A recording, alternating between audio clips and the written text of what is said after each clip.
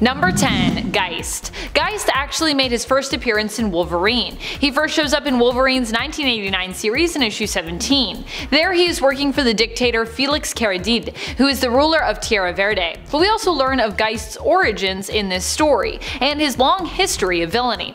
Geist is Dr. Nikolaus Geist, a scientist who initially worked alongside Germany during World War II, even acting as the Führer's advisor for a time, giving him advice on what to do with his prisoners, how to treat them, and where to keep them. I think you know what I'm talking about here. Geist proved that he was truly one of the most vile villains of Wolverine's. Geist turned himself into a cyborg, though not a particularly strong one. He's kind of an old man cyborg. He was more concerned with longevity in his life than any kind of strength. And where his power truly shines is within his mind. Being brilliant, he managed to work his way into the company of powerful people, convincing them to let him act as their advisor or their chief scientist. Geist was also behind the unleashing of another seemingly unstoppable villain of the time, Spore. Spore was pretty crazy, to be honest. Number 9. Cyber. Weirdly, Geist is not the only cyborg enemy of Wolverine. In fact, he kind of has a few of those. I'm actually surprised none of them ever reached out and attempted to start a team all their own, like the Cyborg Wolverine enemy team dedicated to being cyborgs and taking down Wolverine. Sadly, it might be a little too late now, as quite a few of the cyborg-based enemies that I'm thinking of at least have been seemingly perma-killed. However, Cyber, despite being killed more than once, is actually not one of those. He is currently alive in the comics and was last spotted in 2018 in a Ben Reilly comic, surprisingly. Cyber initially was introduced as a Wolverine villain. His first form was fairly unstoppable and possessed powers similar to Wolverine, including retractable claws and a healing factor, because Wolverine villain. But it should be noted, every time he's come back he's been like a little bit different in terms of what his power set is. Number 8. The Savage Land Mutates. When it comes to other mutant and even mutate groups outside of the X-Men, people are not always as knowledgeable. If you are just discovering mutant kind now, you may not know many other mutant groups outside of the X-Men, and there's sometimes a villainous counterpart, often led by Magneto, the Brotherhood of Mutants, or the Brotherhood of Evil Mutants. But there are actually a lot more groups than just these two. There are the Morlocks, who often live in the sewers, and there are the Savage Land Mutates, who generally work with Sauron and are, you guessed it, from the Savage Lands. Mutates are like mutants, but the difference is generally that they weren't born with natural abilities which later activated, or natural mutations, but instead they evolved to become mutated, gaining powers or a physical mutation.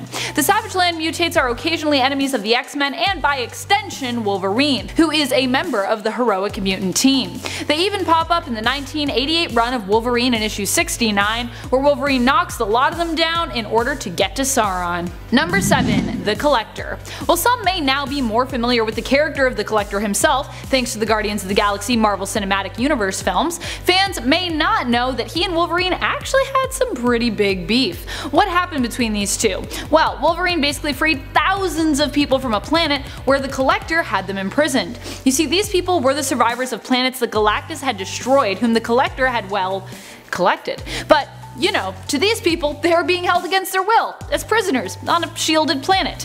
A character named Arya, who kind of looks like a space elf, reaches out to Wolverine, seeking his help to free these people, and he answers her plea, getting into a direct conflict with the Collector later on in this story arc known as The Great Escape, part of the 1988 Wolverine series. Basically, if you want lots of random stories, you need to read the 1988 Wolverine series. Number 6. The Iron Monk. The Iron Monk appears to be a villain sent after Wolverine by the Hand while Logan is being held in prison in issue 108 of the Wolverine series that started in 1988. He proves to be a formidable foe and gives Wolverine a pretty good fight for a few pages. I will say I did enjoy it. The Iron Monk, you see, cannot be defeated by any mortal weapon nor any mortal hand. In the end, Wolverine ends up using the Honor Sword bestowed to him by the Silver Samurai. The Honor Sword was forged out of a meteorite by a demon and seems to do the trick, causing the Iron Monk to be reduced to a wisp of pink smoke and a robe. Number 5. Citadel.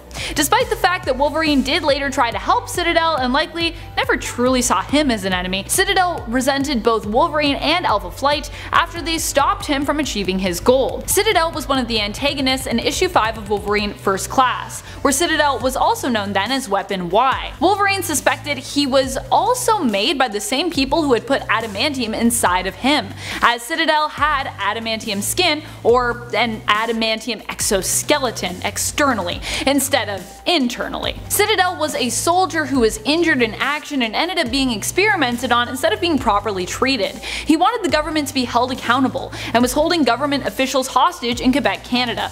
Wolverine's mission was to deal with the situation, extract the superhuman threat, and secure the hostages. He didn't know that Citadel himself was also a potential victim until it was too late, and the government stepped in to cart Citadel off without Wolverine being able to do or say much about it. Number 4. Abdul Al-Hazarad. Fun fact, did you know that Abdul Al-Hazarad in H.P. Lovecraft lore is the character credited with the creation of the Necronomicon? Yeah, he is, and as such, he is also acknowledged as being its creator in the Marvel universe as well. He and Wolverine came to blows in Madripoor when Abdul was trying to take over Tiger's crime syndicate. Abdul attempted to attack Wolverine with a demon, but in the end, Wolverine survived, and Abdul ended up trapped in the same demonic realm his demon pals had come from. Sucks to suck, I guess. Number 3. Damage. For those who are unfamiliar with Damage, he's basically Marvel's version of the Terminator.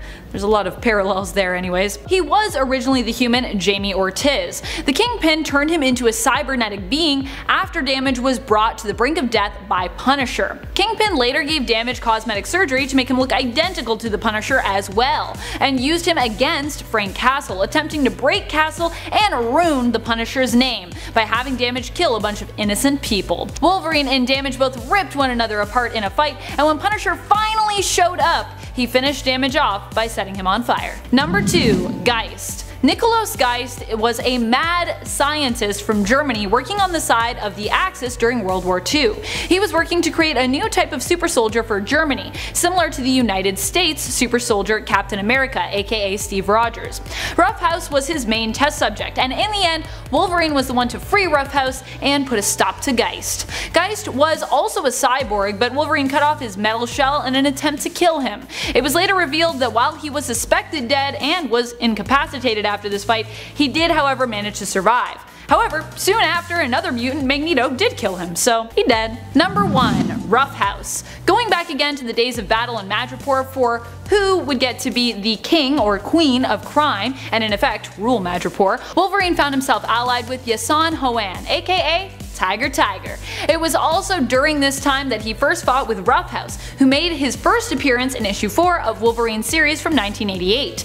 Roughhouse was allied with General Koi, and got his superpowers from either his relation to the mythical race of Asgardians, or from being a mutant, or maybe a bit of both. It's a little foggy. Though they are enemies and remained enemies thereafter, Wolverine did still save Roughhouse from Geist, because experimenting on people in Logan's book is just plain wrong. Number 10. General Koi. General Koi is the criminal uncle of Jean Koi Man, aka mutant hero and New Mutants and former X-Men member Karma. He was pitted against Wolverine under the guise of Patch in Madripoor as a result of Logan allying himself with Koi's rival, the still criminal but more respectable Tiger. And friends, before we move on to this next spot, if you are loving what we do here at Top 10 Nerd, please go check out our newest channel, Most Amazing Top 10 Anime. You're not gonna want to miss it. Number 9. Romulus. Romulus is an often forgotten villain, although some of you may occasionally remember that he exists. He claimed to be super old and to have originated from a lupine tribe who were descended from dogs or wolves as opposed to apes. He's also claimed to have been a Roman emperor, but it's more than likely that neither are true, since both claims were tied to his connection to the lupines, which he later stated, never existed but were a lie he told to distract Wolverine. This pretty much sums up most of what Romulus was presented as. A greater than life villain with all these powers and motives to destroy Wolverine and ties to the foundation of Weapon X, but without any real foundation from him to work from, as many of his loose ends ended up kind of like dropped and not really going anywhere. Number 8 is Roughhouse. In the gritty world of Madripoor, Wolverine faced off against some seriously tough villains, and Roughhouse was no exception. This hulking powerhouse made his debut in Wolverine's 1988 series, causing chaos alongside General Koi in a bid for control over Madripoor's criminal underworld. Now Roughhouse's origins are a bit mysterious. Some say he got his powers from being related to Asgardians, like Thor, while others think he might be a mutant. It's a little bit unclear. Now, despite their fierce rivalry, Wolverine has still stepped in to save Roughhouse from the clutches of the sinister Geist, who I'm pretty sure we're gonna cover later on. For Logan, experimenting on people is a big no-no considering his past, and he wasn't about to let it slide, even for a villain. So in the world of Wolverine, even the most brutal villains can sometimes find themselves on the receiving end of a helping hand. At number 7 is Romulus, who burst onto the scene in Wolverine Volume 3, issue number 55. He spun a tale of prehistoric origins, claiming a kinship with the Lupine,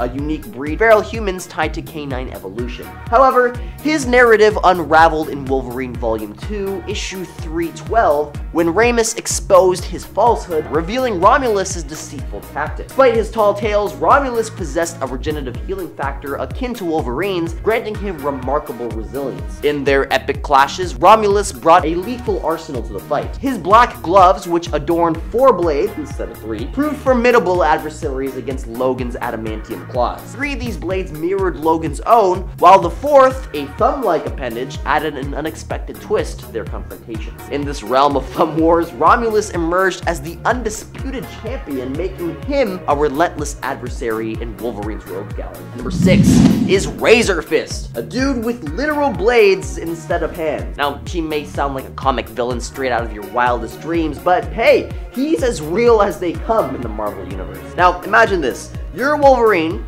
the guy with the unbreakable claws and the super healing powers, obviously, and you've tangled with all sorts of baddies, but Razor Fist, he's a special kind of trouble. See, Razor Fist isn't packing any superpowers. He's just a regular dude with a serious case of Edward Scissorhands. The first time Wolverine faced him, he got thrown off a cliff. Ouch.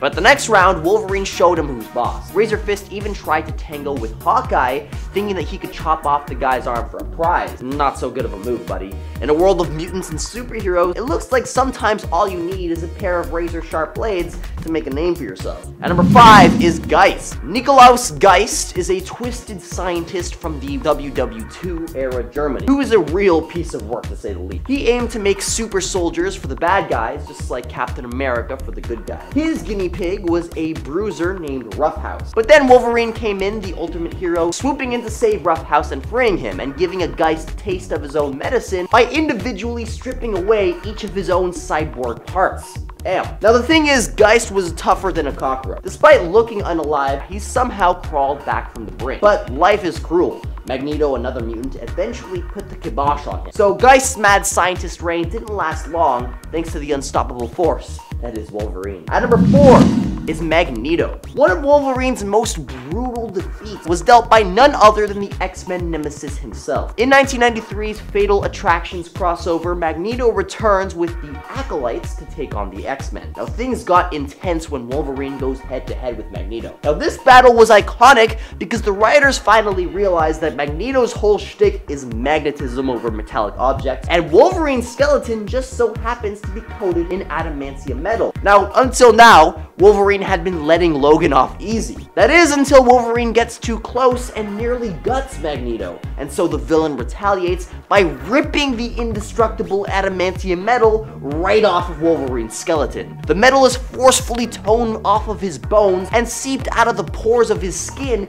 in an excruciatingly painful process. A jaw-dropping moment that left Wolverine on the brink of his demise. What's even crazier that this was the very first issue where we found out that Wolverine's claws were actually bone all along. This iconic defeat had a huge impact, not just on Wolverine, but on the entire Marvel Universe. At number 3 is Silver Samurai. Silver Samurai, aka Keniuchiyo Harada, is a formidable Wolverine villain. He's not just any swordsman, he's a mutant with a unique power. You see, he can create a Tycon field and channel it through his sword, making it super crazy sharp. Think of it like basically a lightsaber, but even more lethal. In a 2020 Cable comic, Wolverine wanted to spar with him for fun, but Silver Samurai was all, "Are you trying to give everyone on the island a marker?" Translation, he was pretty sure he could wipe the floor with Wolverine, especially since Logan recently lost to a younger version of Cable. So imagine a guy who can turn his sword into a weapon of mass destruction facing off against Wolverine. Showdown you wouldn't want to miss. Wolverine's healing factor might be amazing, but Silver Samurai's Tycon charged sword makes him a brutal villain who's a real pain to stop. And number 2 is Sabretooth. Sabretooth, aka Victor Creed, might not be the biggest, baddest villain in the Marvel Universe, but when it comes to messing with Wolverine, he's a real pain in the adamantium. Sabretooth and Wolverine are like two sides of the same coin. They both have those cool claws and healing factors that make them so tough to take down. But what makes Sabretooth so brutal is that he's not just about his physical beatdown. You see, he's got a wicked sense of humor and a knack for getting under Wolverine's skin. Imagine this guy showing up at your birthday party every year just to ruin it. That's basically Sabretooth in a nutshell. But it gets worse. See, Sabretooth once hatched a twisted plan to hurt Wolverine by putting him up against his own son. It ended with Logan having to do the unthinkable, to eliminate his own son to save the day. Talk about heart-wrenching. Sabretooth might not be the strongest, but he sure knows how to mess with Wolverine's head. And coming in at number 1 are the Mongrel. The Mongrels are a multi-crew with names that sound like rejected comic book ideas. However, they are actually, in fact, real comic book characters. But they also carry a dark secret that adds a layer of tragedy to their villainy. So let's break them down. We've got Shadow Stalker, Fire Knives, Saw Fist, Gunhawk, and Cannonfoot. Now, what truly sets them apart, aside from their terrible names, is their lineage, or rather their twisted heritage. You see, each and every member of the Mongrels is actually one of Wolverine's offspring, a revelation that only came to light after their individual demises at the hands of the very father they sought to torment. That's right, Wolverine unknowingly exterminated his own bloodline. Now, it probably didn't help that their shared mission was to turn Wolverine's life into a never-ending nightmare. While their motivations remain shrouded in mystery, they pursued their vendetta by targeting Logan's loved ones, only to meet their untimely ends by his adamantium claws. The poetic tragedy is that Wolverine chose to bury them near the resting places of their mothers, once he had realized that they were his kids. At number 10 is Deadpool. Although we're finally gonna see Logan and Wade finally team up in Deadpool 3, let's not forget Deadpool's tumultuous cinematic history as Logan's adversary. Remember that early incarnation in X-Men Origins Wolverine? Yeah, the one where Ryan Reynolds played the Wade Wilson without the mouth, and therefore lacked the iconic banter and charm that we associate with Deadpool today. Blame it on the 07 writer's strike, which left many movies in disarray, but hey, at least we got the big showdown with Wolverine. I mean, that's what we all wanted, right? It's hard to deny that Wade Wilson's appearance in this film was a truly rough start. But thankfully, we've come a long way since then with a much beloved Deadpool franchise that has made fans forget about the dark days of that early portrayal. And I know Logan and Wade are going to team up and be all buddy-buddy in the new movie, but there isn't a chance that the two aren't gonna duke it out at some point in the new film. We're just gonna have to wait and see. Logan is a formidable adversary in the Wolverine saga who possessed a unique and terrifying power, the ability to cheat being unalive. Initially, Logan served as Wolverine's teacher and mentor, their bond akin to that of a father and son. However, their fates took a very dark turn one fateful night when Wolverine discovered Logan's horrifying secret. You see, his ultimate goal was to gain the ability to abandon his own body and then possess others, granting him limitless power and everlasting youth. Wolverine, sensing the danger, fled before Logan could execute his nefarious plan and possess Logan's body. Logan's malevolence knew no bounds, even surviving a brief stint in HE double hockey sticks. He once temporarily took control of Kitty Pryde's body, only to meet his match by Wolverine's unwavering resolve. Number 8, Mystique. Mystique is an iconic villain for Wolverine, starting out as his enemy way back in the times of the Wild West, just as that period in history was actually ending, circa 1921. The two met for the first time way back then, and although Logan initially decided to trust Raven, she would inevitably end up stabbing him in the back. Something Wolverine would not forget over the years whenever he ran into her again. Mystique isn't a super powerful character in terms of who can like hit the hardest, but she is powerful in the sense that she is a master deceiver and manipulator. She has tricked some of the most cunning and brilliant heroes in comics into doing exactly what she wants. She is also super mysterious. We don't actually really even know how old she is, and there are still lots of gaps when it comes to her backstory. Mystique is a shapeshifter who can transform into other humanoid beings, as well as more abstract things sometimes, depending on who's writing her. She can also disguise herself in any kind of garb she so chooses, as often the clothing we see her in is also created via her shapeshifting. Mystique can also alter her vocal cords to allow her to match anyone that she chooses to impersonate, and can even alter her form to match their retina and their fingerprints exactly. Hence why she's such a dangerous enemy to have. Master Infiltrator. Number 7, Lady Deathstrike. Lady Deathstrike is Yuriko Oyama, the daughter of Kenji Oyama, Akiyama, the man who invented the adamantium bonding process. So you can imagine how personal this feud is. Despite the fact that Kenji mistreated his daughter, Yuriko, after her father's death, would feel differently about him and actually ended up deciding to follow in his footsteps and continue his research. She also aimed to track down the one he blamed for stealing his life's work, Wolverine. Of course, Logan hadn't actually stolen the work, but he was the subject it had been used on to bond his bones with adamantium. Initially, she pursued him because she wanted his skeleton so that she could actually study it in an effort to continue her father's work and relearn the process that he had lost when his research was stolen. Lady Deathstrike would go on to become a dangerous and powerful criminal, upgrading her body and turning herself into a cyborg. She is known for her retractable fingernails, which are razor sharp and laced with adamantium, making them super strong and able to cut through most metals, and most materials in general. Number 6. Omega Red. I actually feel pretty bad putting Arcady lower on this list. I think he's a pretty powerful and badass villain all in all, but at the end of the day he can kind of be manipulated by others pretty easily, which is what makes him a little bit weaker to me in terms of where I wanted to rank him here. He only recently got his carbonadium synthesizer back after years of being separated from it. Generally, others wielding this important device have made him their puppet for as long as they possess it, hence why it's one of his weaknesses. The latest person to make Omega Red their loyal servant was Dracula, who was using Red to spy on Krakoa. Fortunately, Arcady managed to get the synthesizer back, which means we might actually get to see more of Omega Red's full potential in the future. Omega Red is pretty crazy powerful while in full control of himself. He can emit death spores, which are lethal and actually kill most people who come near them. He's also an energy vampire, draining others' life force in order to keep himself alive. This can also bolster Omega Red or be a weakness depending on the circumstance. And like many of Wolverine's most deadly villains, he's also a super skilled fighter with a healing factor. Pretty much everyone gets a healing factor. You kinda need it if you're going up against Wolverine and you want to stand a chance. Number 5. Daken.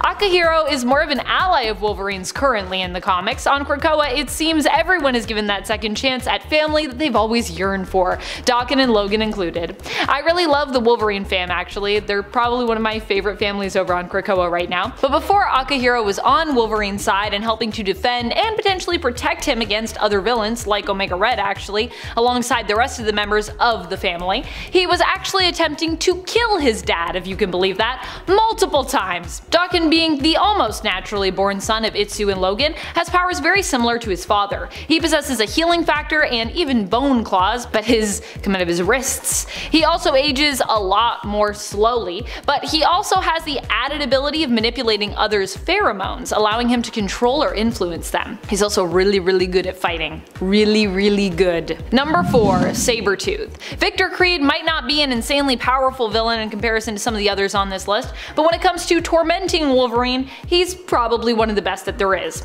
Not only does Victor possess a similar power set, but he also is generally the one who comes out on top whenever he ends up in a brawl with Wolverine, which is pretty often, especially considering Sabretooth has a habit of visiting Wolverine on his birthday. In fact, in his newly announced series, I'm really hoping Victor still gets that chance to keep up appearances, because he's a great antagonist for Wolverine, and I kinda love that weird tradition of the smackdown on Wolverine's birthday. Not only is Sabretooth bested Wolverine physically, but he's also got a sharp wit, and even once devised a plot to hurt Wolverine by pitting him against his son, forcing Logan to drown his son in a puddle in the end to stop him, which ends up somehow being even more heartbreaking than you'd think. Especially considering that son was Daken, and as I said, Daken has been kind of out to kill his dad in the past, so you wouldn't think that would make you sad, but it did. It was pretty sad. Number 3. Silver Samurai.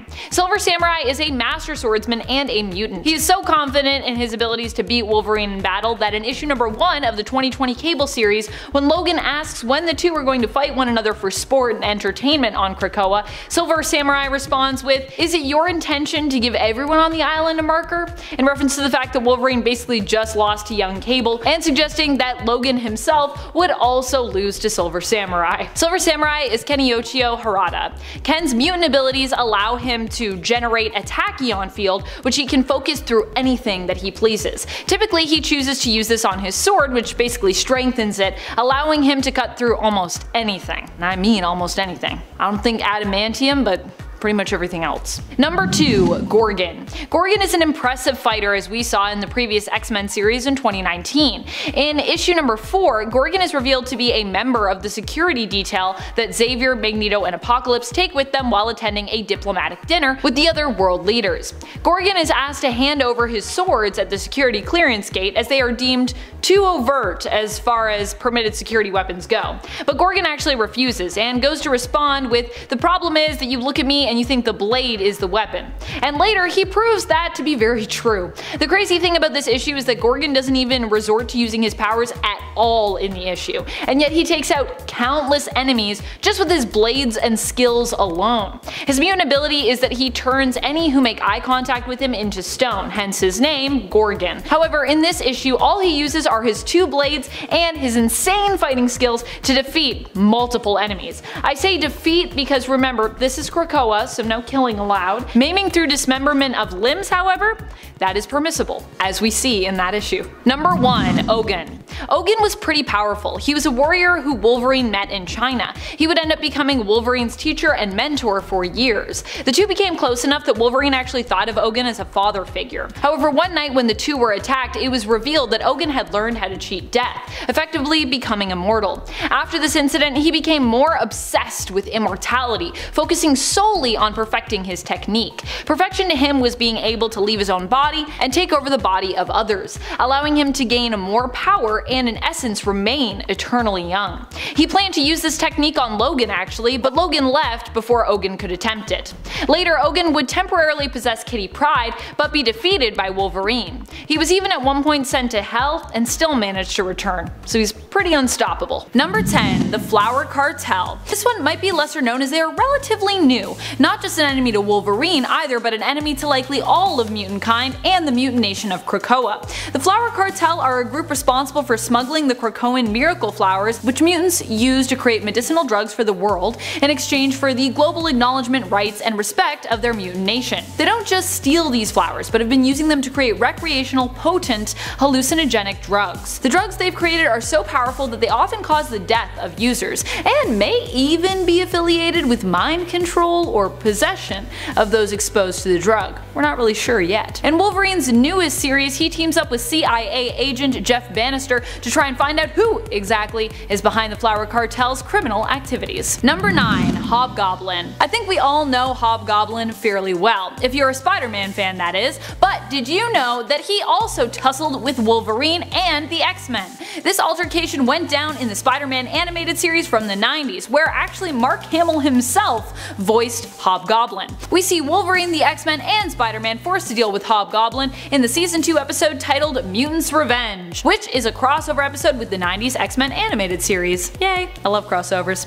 After Beast is kidnapped, the X-Men go out looking for him, which leads them to team up with Spider-Man, who is also looking for Hank. But Wolverine doesn't like Spider-Man, and while these two fight one another, Hobgoblin also sees this as a unique opportunity to attack all of the above parties, causing grief for Wolverine while he attempts to rescue Beast from Dr. Herbert Landon, who also is another random, lesser known enemy of Wolverine's in that episode anyways. Number 8. Roughhouse. Roughhouse is definitely a lesser known villain, though maybe one of the more well known of the obscure villains on this list. I love his story with Wolverine. Although he starts out as a villain and a brute, he later kind of becomes Wolverine's ally after he was sold off by General Koi to be used for experimentation, which is pretty messed up. Even Wolverine felt bad for this guy, despite being his rival and him being an enemy to him on Madripoor. Wolverine decided to go after him and as such became embroiled in a major political conflict in Tierra Verde. Not to be confused with Terra Verde, a different republic that also exists in Marvel Comics. Yeah, I know. That's a lot. I just realized that myself and I was like, wait, these are 2 different places. Despite Roughhouse saving Wolverine though and becoming temporary allies, Roughhouse would go back to being a straight up villain of Logan later on. Number 7. Bloodscream. Although close to being tied in appearances with Roughhouse since they generally appear together, Bloodscream is slightly more niche than Roughhouse, but only slightly. He is the main partner to Roughhouse, the one he returned to after seemingly appearing as an ally and friend of Wolverine Wolverine after he and Sister Salvation saved his life, cleansing him of the spore infection he'd received thanks to Geist's experimentation on him in Tierra Verde. Bloodscream, however, never had such a redemption arc. He possesses vampiric abilities which are tied to mysticism, having been cursed by Dagu, a healer who cast an eldritch spell on him while he was on the brink of death. Instead of bringing him back to life, the spell actually caused him to remain trapped between the state of life and death. He became an immortal creature who fed on the life force energy of others through touch. Bloodscream and Roughhouse would become partners and would be employed by multiple different criminal organizations and bosses, often being pitted against Wolverine. Number 6. Dirtnap. Dirtnap is a weird character, but one who kind of has a beautiful story. Dirtnap originally appeared as one of Genesis's Dark Riders, Tyler Dayspring's Genesis, just to be clear. Dirtnap was a mutant who had an ability where he could absorb beings into himself, thereby adopting their form. However, you would know it was Dirtnap because of a red smiley face that would often appear somewhere on him, usually on his clothes or, on his body while in that form. While fleeing from Wolverine, however, who he'd been going up against at the behest of Genesis to try and capture, he absorbed a rat and kind of became stuck or otherwise just preferred this form, keeping it. Dirtnap would later on actually end up joining the X-Men, befriending Generation X, and even sacrifice his own life to protect them. However, we are now in the time of mutant resurrection, and more recently in the 2022 series of Marauders in issue number 6, Dirtnap was actually spotted spying on Lockheed, who was in turn spying on villain Brimstone Love's Theater of Pain. When Dirtnap had turned good, his smiley face had actually changed to yellow, but when we recently spotted him, his smiley was back to red. So what does that mean? Seems like he's evil again. Number 5. The Red Right Hand. The Red Right Hand was an organization that was brought together by one thing each member shared in common: their hatred of Wolverine. This is because in some way, as each member saw it, Wolverine was to blame for some great misfortune that had befallen them. The Red Right Hand, however, acknowledged that Wolverine was unkillable, basically thanks to his healing factor, so they came up with a better plan in regards of how to best deal with him. Their plan was to send his soul to hell for all of eternity, trapping him there. The Red Right Hand allied themselves with Daken and Mystique to enact their plan. However, Mystique would later turn on them when she found out all the details that their plan entailed, and thought even for her it was pretty awful. In the end, although they didn't trap Wolverine's soul in hell for all of eternity, their plan did succeed. And even worse, they were left with their final say, as they took their own lives rather than surrender to Wolverine or allow him to get revenge by killing them. Number 4. The Mongrels. The Mongrels were a team assembled by the Red Right Hand to seemingly take out Wolverine. They were brought together by and trained by none other than Daken, the son of Wolverine, who now goes by the name given to him by his adoptive parents, Akihiro. Daken trained the Mongrels, but never really expected them to succeed in defeating Wolverine. This is because it was all part of the Red Right Hand's master plan that they lose, or well, win or lose against Wolverine, that the Red Right Hand would win as a result. Because the Mongrels were actually a team made up exclusively of Wolverine's kids. These were the kids that Wolverine didn't know about or that he forgot due to his memories in general being kinda like a mess. Kinda because of his healing factor and such. Only after Wolverine defeated them, killing them, did he learn the truth about each and every member of that team. Number 3. Charlie Chainsaws. He's a real guy. He's about as ridiculous as he sounds, but also about as terrifying as he sounds too. Charlie Chainsaws appears in Wolverine Weapon X, where he's one of Dr. Rotwell's patients in later experiments. Charlie Chainsaws was locked up in the Dunwich Sanatorium because he liked killing people with chainsaws. To make him even more deadly, Rotwell decided to therefore give him chainsaws for hands. This didn't make him a very quiet or tactile killer, but it did make him a very bloody one. Eventually, Wolverine would escape the sanatorium, but so would Dr. Rotwell and his beloved experiment, Charlie Chainsaws. Number 2. Spore. Spore was apparently a super ancient evil that was created by the Deviants way back as a weapon to be used against the Eternals. However, Spore didn't just do harm to Eternals, but kinda to all living things it came in contact with. As such, Spore was condemned by the Celestials and killed, or at least defeated, long ago. Or so they thought. While destroyed, Spore lived on in the soil where he was defeated. Eventually, through this soil, he was able to return through substances that were grown in it, and used for experimentation on people like Roughhouse. In fact, Roughhouse ended up infected and had to be saved later on by Wolverine as a result. Wolverine and his mutant friend Bandera ended up fighting against Spore with some help from the people of Tierra Verde and Sister Salvation, who possibly herself was a mutant, although we're a little unclear on that. While defeated, a small piece of Spore would apparently survive, having resurfaced this summer somewhat randomly in an Iron Man comic. Apparently that happened. Number 1. Snow Queen. Snow Queen is someone who I initially thought was going to be revealed as Emma Frost when I first read about her, based on her appearance in issue number 24 of Wolverine from the 1990s. I mean, she kind of looks like Emma Frost, right? Like, I read it and I was like, is that Emma Frost? And then I was like, no, this is totally different character, Snow Queen. And yet, she is not Emma Frost. She is her own character who just happens to share a bit of a resemblance to Emma. Her real name is actually Bridget Leahy, and she has powers that allow her to create kind of like TV static, but in your brain. They're described as being telepathic snow powers. They basically make your mind foggy and make it hard for you to focus if you happen to be within range of her power. She did not last very long, dying in the same issue she first appeared in. So that's the end of Snow Queen. For now.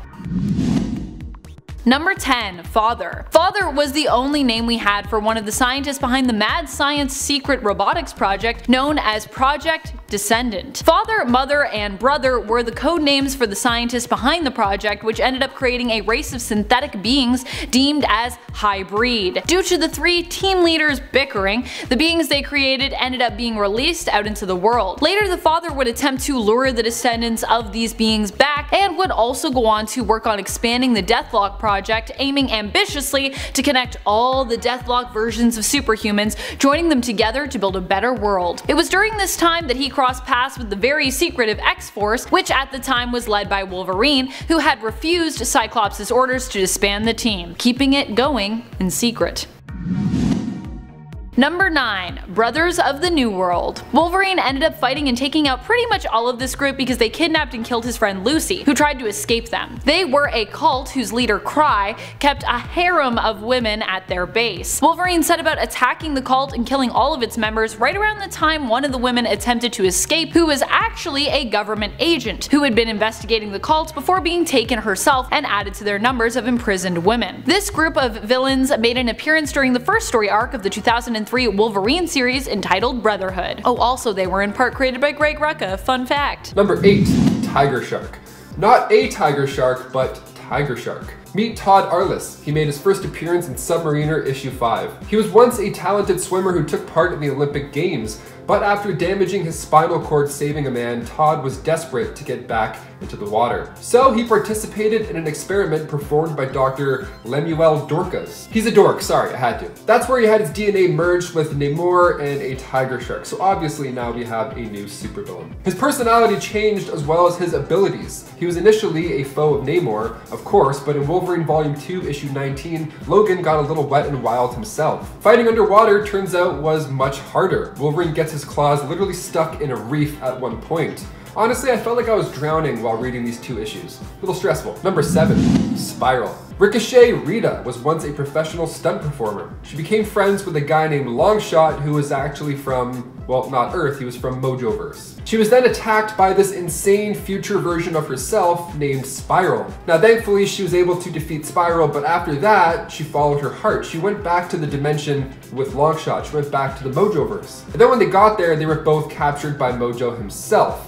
And Longshot's mind was wiped. He forgot Rita entirely. And as for Rita, well, things get actually a lot worse and more confusing. Mojo got his scientist Ares to modify her mentally and physically, so now she's got 6 arms, he turned her hair gray, and she could also see other dimensions, so a bit of an upgrade, that's cool. She was a twisted version of Mojo in a way, and she was trained in the dark arts of magic and body modification. So this future version of her was, well, it was just that. It was a dark future of what ended up happening. Nice little time loop there. Spiral also appears in the X-Men animated series, and she makes Wolverine's life hell in Volume 2, issue 51. I'd love to see Spiral fight 6-armed Spider-Man. I wonder who would win that one. Number 6. Deathbird. Making her first appearance in Miss Marvel issue 9, Kelsey Naramani was born the eldest child of the Magister Naramani. She was born heir of the Shi'ar Empire's throne. What luck. Must be nice. She was born with bird-like features. She was born with uncontrollable rage, and she's even got a set of claws as well. Deathbird was once recruited to serve Apocalypse as the Horseman War. She's mainly an X-Men villain, but with such similar features, I figured this list and this part 2 would be a great time to bring her name up because she's a total badass. Number 5. Deathwatch. First entering comics in Ghost Rider Volume 3, Issue 1, Deathwatch is a demon! How fun is that? But he poses as a crime boss named Stephen Lawrence, so, okay, not totally a demon. One of his first things that he did actually was order his Deathspawn ninjas to steal a large amount of biotoxin and attack New York. So right off the bat, he is a horrible villain. He gets his energy from pain and death, and he can connect to you mentally with just one touch, so you don't want to be anywhere near him. Doesn't feel too good. During Marvel Comics Presents issue 71, he got himself on Logan's death list, right after Wolverine bumped into his men in Madripoor. He carries a katana with him and firearms, and if there's one guy to absorb pain and death from, well, Wolverine's got quite a bit to give. Number 4. Doombringer. Also known as the Walker Between Worlds, Doombringer appeared once and only once, despite his menacing name. Wolverine's Doombringer was released back in 1997. It's a story told from the Madripoor years where Logan is uncovering the mystery of an ancient Japanese tale about the Doombringer, which was currently on its way to destroy us all. Lovely. The story puts Wolverine and the Silver Samurai against a 5-alarm freak from hell, as Logan puts it. Now the fight itself is just a mess. It's just guts and blood everywhere. Even Wolverine thinks, okay, the only way I can win here is just survive. Just give the most amount of blood and then we're good. And that's basically how it ends. The Doombringer is massive, it's scaly, it has sharp claws. It's definitely not one of Wolverine's easy days, that's for sure. Number 3, Mr. X. Making his first appearance in Wolverine Volume 2, issue 159. Mr. X is the only name given about this guy, and he was kind of obsessed with death growing up. He saw a woman get hit by a car at a young age, and then trauma ensued. And then at the same time, it unlocked his mutant ability, being that of telepathy. He trained in combat with numerous teachers, where he would get so good that he would then just take them out afterwards. He would learn from them and then kill them. Guy's ruthless. He was obsessed with violence, so when he heard about Wolverine, he was like, oh, I have to fight this guy, let's do it. Mr. X wanted to be the best, and he did beat Logan in their first encounter. Later on, however, in issue 168 during the annual Bloodsport tournament in Madripoor, Mr. X was beating everybody along the way. He even beat Taskmaster at some point. How crazy is that? That telepathy sure does come in handy. He knew which hits were coming and when. Pretty unfair, but also pretty cool, I have to admit. Number 2, the Mongrels. Wolverine hooks up with many women over his long lifespan. I don't know how to put it lightly, but yeah, he has a lot of kids that run around. Sometimes those kids grow up and seek revenge on their mutant father, and the Mongrels are just that. The Mongrels are Logan's kids that grew up to become Shadowstalker, Fire Knives, Soft Fist, Gunhawk, and Cannonfoot. Okay, pretty sweet names. Pretty to the point names. They first appeared in Wolverine Volume 4, Issue 1, and their only goal was to ruin Logan's life. That's it. Just cause pain and suffering. So they joined the Red Right Hand, where they were trained to be used as literal weapons, hence those fun names. And then in Wolverine Volume 4, Issue 4, Gunhawk burned down a room filled with Wolverine's mementos and prized possessions over his long life. All this happened while Logan was literally in hell. So while he was down there melting, they were burning his stuff both on Earth as well. It's a lot of fire. Once Logan did get out of hell, 9 issues later, he invaded the Red Right Hand's base where the Mongrels then attacked him. They didn't make it too far, but Logan did give them a chance to surrender peacefully, so you gotta give him that. Not bad for a guy who just escaped hell. We actually just did a list on our top 10 superheroes who beat the devil, so if this kind of stuff intrigues you, be sure to check that out once you're done here. And finally, number 1, Deadpool. Wolverine villains you won't believe exist? Well, okay, here's one for you. Before all those box office records, Ryan Reynolds played the Merc, well, without a mouth, back in 2009. X-Men Origins Wolverine was a train wreck. It was a horrible take on Wade Wilson. The film was made during the 2007 writer's strike, so it was just a mess from the get-go. I feel like now we can rip this movie apart because, you know, it's in the past. Logan's good, he had his great ending. Deadpool's now in the MCU after 2 successful R-rated movies, so he's good. It's cool. We can make fun of it now. At the beginning of this movie, it's kind of close. I mean, Wade is quick with the quips, and the action, although it's aged and cheesy, is still at least entertaining. That is until later on in the movie when he returns for a big showdown with Wolverine, and it's just not the guy we want. His mouth is sewn shut, it's not even close. Not the guy, just not the guy. You guys, if you can take Okay? 6 You're not feet. that guy, pal. Trust me. You're not that guy. Okay. Okay? Are you? Absolutely. You're gonna get arrested for this? Arrested for doing what? Kicking off the list at number 10, we have the Orb. He made his first appearance in Ghost Rider Volume 6, Issue 26. The Orb is, well, yeah, he's a guy with an eyeball for a head. Cool, that's a notable feature, I'd say. Well, he was born like that. His parents abandoned him at an early age because of it. Sad stuff. Now, the eye can do much more than freak people out and make squishy noises. The eye can blast people with a red energy beam, and he can walk on walls. So it's only fair that he's crossed paths with Spider-Man and Wolverine during this weird life. In Astonishing Spider-Man and Wolverine, the Orb has backup. He's got a group of robbers called Orblings, which I gotta say, it's a great name for a group. They're trying to get their hands on these rare jewels locked away in a bank. And as they're fighting each other, the three of them get transported across the timeline thanks to those, well, time diamonds. As if fighting an eyeball wasn't weird enough, this alternate timeline made the Orb even bigger and more powerful. He was well equipped to take on Peter and Logan. Number 9, the Iron Monk. Appearing only in Wolverine Volume 2, Issue 108, the Iron Monk was an assassin sent by the Hand to take down Wolverine and Pale Flower. This happened right after the two interrupted the group's plans in Japan, so the Tokyo Metropolitan Police had them locked up. So all of a sudden the Iron Monk teleports into these holding cells, attacks all the guards, rips off the door to Logan's holding cell, and this guy was laughing at Wolverine and Pale Flower when they were trying to attack. It was useless to try and attack this guy. Nothing was working against the Iron Monk's durability. That was his main thing. And then all of a sudden, Yohei appeared and gave Wolverine the honor sword of the clan Yoshida, a sword that was forged from meteorite iron by a demon. Yeah, sounds like it's gonna do the trick. Number 8, Bloodscream. Another villain that helped Roughhouse with the torture of Wolverine was Bloodscream. These names are so violent, oh my god. So Bloodscream entered comics in issue 4 of Wolverine Volume 2. He was originally a surgeon named Zachariah Ravenscraft, and he would travel with Sir Francis Drake back in the 17th century. So he's a little bit old. What's his secret to everlasting life? Well, let me tell you. Canadian natives injured the doctor during a scuffle, and then he was forced to meet a healer named Dagu to treat him. Dagu used an eldritch spell to keep him in between life and death, resulting in this vampire hybrid of a man.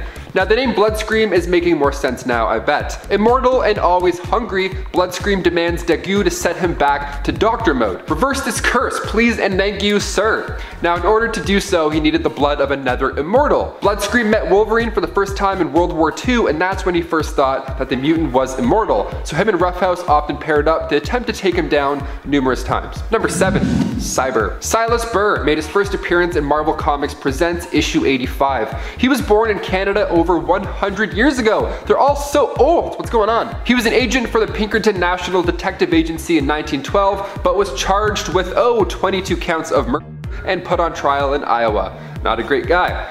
And yes, he was guilty on all of those charges. He was about to be hanged, but Victor Creed, aka Sabretooth, was posing as a guard and helped Burr escape. After that, Burr was taken to the Canadian Army's training facility where he met Frederick Hudson, who was impressed by Burr because of how pushy and controlling he was for the men below him. So Hudson put Burr in command of the Devil's Brigade, which included Logan. So he was bossing Logan around. He was the one who pushed Logan non-stop to be made into this animal. So in Wolverine Origins, Romulus decided to give Burr a little upgrade in the form of adamantium, taking on this new fitting alias, Cyber. Number 6, Dr. Rot. Nice. That name is pretty disgusting right off the top. Now his real name is a little more tame. His name's Algernon Rotwell. He was sent to Dunwich Sanatorium because he was mad, but he wasn't superpowered by any means, just a little bit insane. While he was in there, he was able to start a riot and take control, which led him to harvesting the employees' brains. So he made this god brain machine, and yes, it's as gross as you would imagine. Check it out. Squishy. Imagine the smell. So he captured Logan, made him lose his memory, tortured him, and then claimed the only way to get better is just to embrace and let go of all that anger and aggression. Just let it out. They wanted him to let it out and to hurt people. So he found out these code phrases that were put in from Weapon X, so he made Logan do all these brutal attacks, and he wasn't even sure if he was awake or not. It was wild. It was a bad time. Dr. Rot was honestly pretty badass for a guy who has no powers. He created the flesh puppets using Logan's brain tissue. Also, yeah, flesh puppets. That's a nice way to say zombies. Number 5, Charlie Chainsaw. This guy is literally 2 chains. Whenever I see that one card from Cards Against Humanity, the one that says chainsaws for hands, I always laugh because that's such a terrible situation to be in. I'm always like, imagine this dude, imagine him as a villain, we'd be doomed. Well, lo and behold, he's a villain, and we're doomed. He first appeared in Wolverine Weapon X issue 7. He was the guy wandering around without hands, actually, at this point. The staff was following him in the hallways, asking for Charlie to come back. He was like, what do? I don't have hands, I can't open doors, help. And then 6 pages later, the surgery is complete. Charlie Chainsaw is born. Charlie remained loyal to Rotwell until Logan ripped through those chainsaws. Damn, that sounds like a pretty stressful life. He's for sure a chain smoker.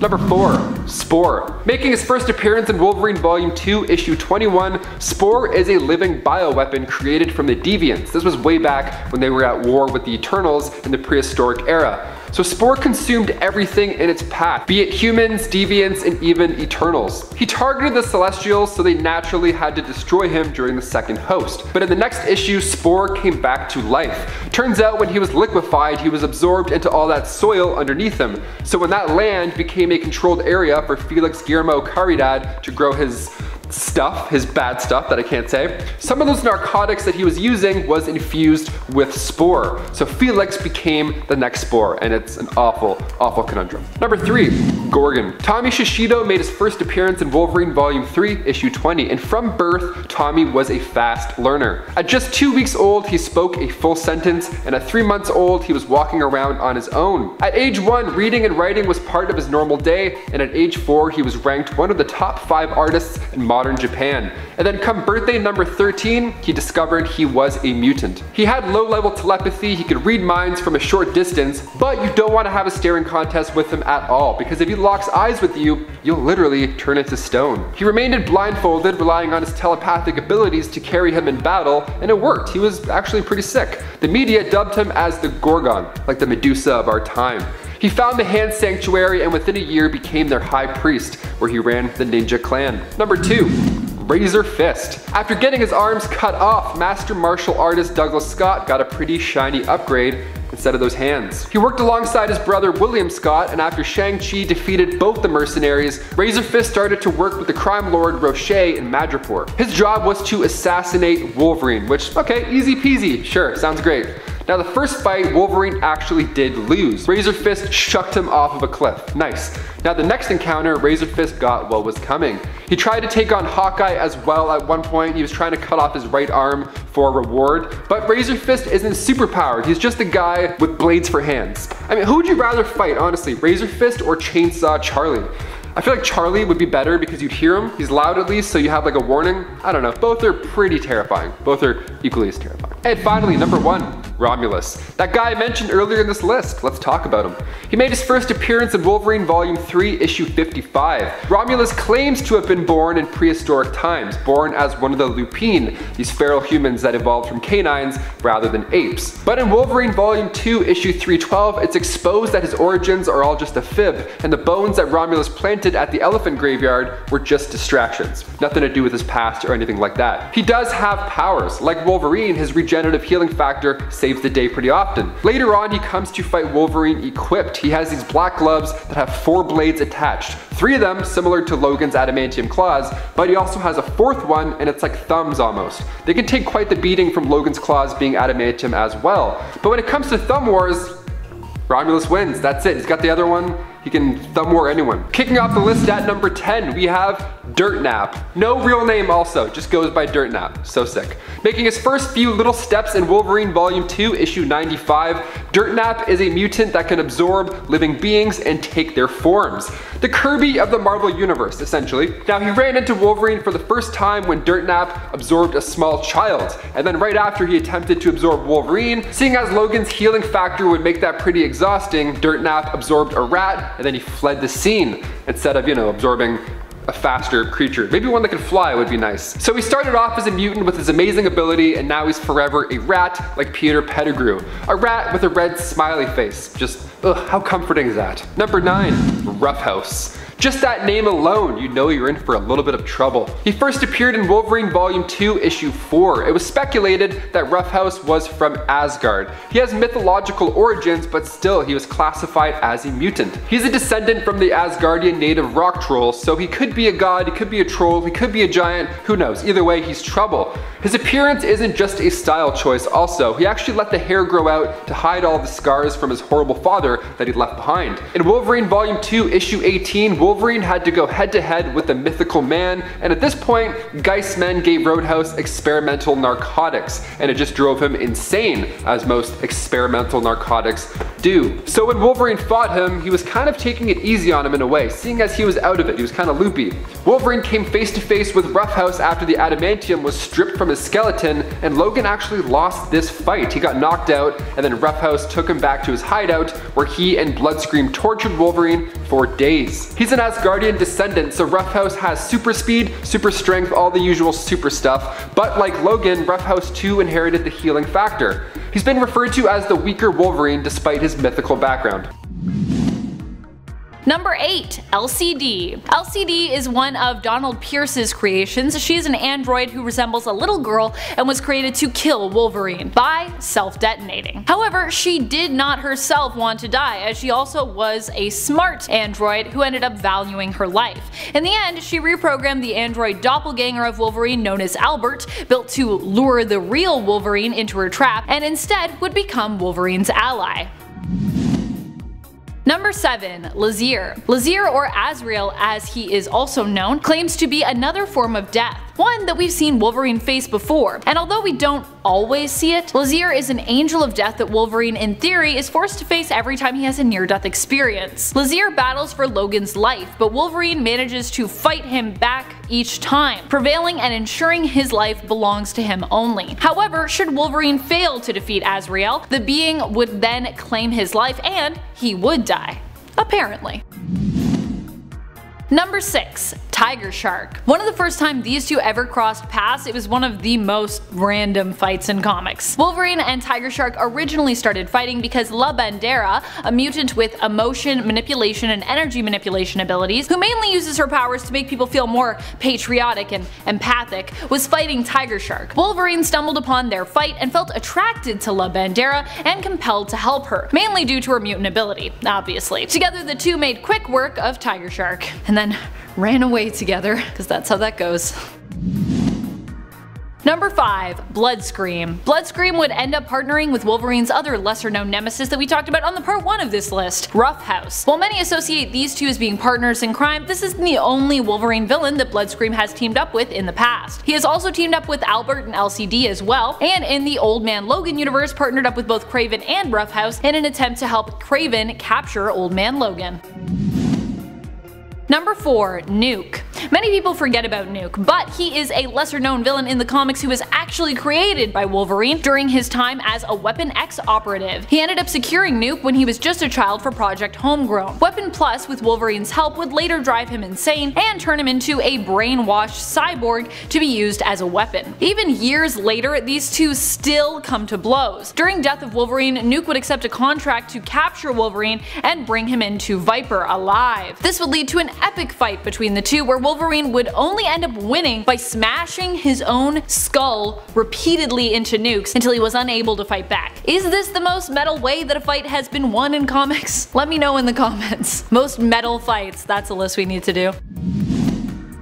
Number 3. Romulus. Does everyone remember Romulus? One of the most weirdly epic and yet short-lived villains of almost all time in Wolverine's rogue history. He had this huge buildup, and we went on to find out that he was an ancient villain from prehistoric times, only to find out that this was all a lie and apparently a ruse to distract Wolverine. He was, however, the villain responsible for cutting Daken out of his dead mother, Itsu's womb, and for training him and turning him into a killing machine. He manipulated Daken from day one, helping to turn him against his father, and was the one responsible for helping him to bond the melted down Muramasa blade to Daken's claws. Or at least helped him get the idea. Because, you know, the Tinkerer obviously did that in actuality. I don't even know if Romulus knows how to melt metal. Probably.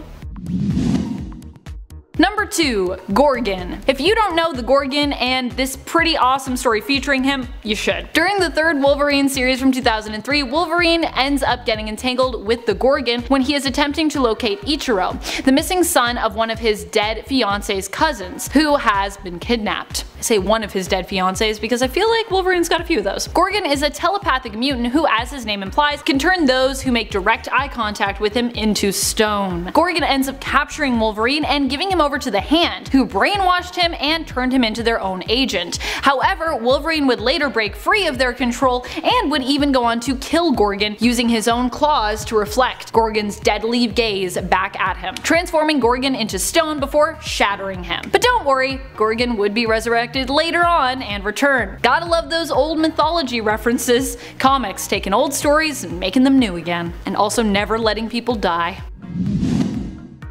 Number 1. Ogun. Ogun was once Wolverine's martial arts mentor and a powerful sorcerer and telepath, but later became Logan's enemy after being spurned by Wolverine, joining the Yakuza, and going on to kidnap, train, and brainwash Kitty Pryde during the Kitty Pryde and Wolverine story. Ogun even managed to turn Kitty Pryde against Logan, sending her to attack him when Wolverine had come to rescue her. Fortunately, Wolverine was able to break Ogun's control over Kitty. In the end, Kitty fought Ogun but was unable to defeat her former master. However, Wolverine was able to do so. After being beaten but spared by Wolverine, Ogun attacked Kitty once more and was killed by Wolverine as a result. Of course, this is comics, so this wouldn't be the last we'd see of Ogun by a long shot.